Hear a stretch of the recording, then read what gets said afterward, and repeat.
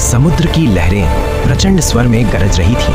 आकाश में बादल मंडरा रहे थे और धरती पर वानरों की सेना अपने पराक्रम का अद्भुत दृश्य रच रही थी। विशाल पर्वत जैसे पत्थर उठाकर समुद्र में डाले जा रहे थे। ये वही समय था जब श्री राम की आज्ञा से लंका तक सेतु बनाया जा रहा था। लेकिन उस विराट और भव्य दृश्य के बीच एक नन्ही सी गिलहरी भी थी।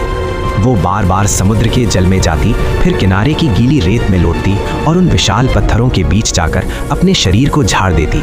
रेत के कुछ कण गिरते और वो फिर उसी सेवा में लग जाती। लोगों की नज़र में ये छोटा सा कार्य था, पर उसके हृदय में ये सेवा थी। उसे न अपने छोटेपन का एहसास था, न दूसरों की हंसी की परवाह। उसके लिए ये प्रभु कार्य था और वो अपनी पूरी श्रद्धा उसमें समर्पित कर रही थी।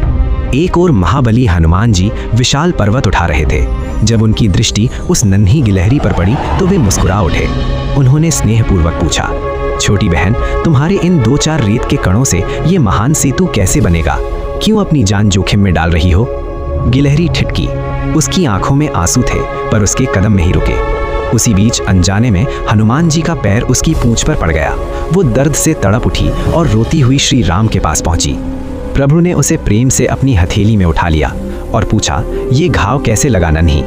गिलहरी ने शिकायत तो की, पर उसके शब्दों में क्रोध नहीं था, केवल प्रेम था। वो बोली, प्रभु, मुझे पता है कि मेरे रेत के कणों से ये पुल नहीं बनेगा, पर ये वानर बड़े बड़े नुकीले पत्थर रख रहे हैं। आपके चरण तो बहुत कोमल हैं। जब आप इस पुल पर चलेंगे तो ये पत्थर आपको चुभेंगे। मैं तो बस उन दरारों में रेत भर रही हूँ ताकि मेरे राम के पैरों में एक कांटा भी न चुभे। ये सुनकर मानो समुद्र की गर्जना भी थम गई। हनुमान जी की आंखें नम हो गईं। उनका बल महान था, पर उस क्षण उन्होंने भक्ति की सच्ची ऊंचाई देखी, जहां आकार नहीं, भावना बड़ी होती है। श्री राम ने प्रेम से गिलहरी की पीठ पर अपनी उंगलियां फेरी। उनकी उंगलियों के 3 कोमल निशान आज भी गिलहरी की पीठ पर दिखते हैं। वे केवल निशान नहीं, प्रेम की अमिट मुहर है।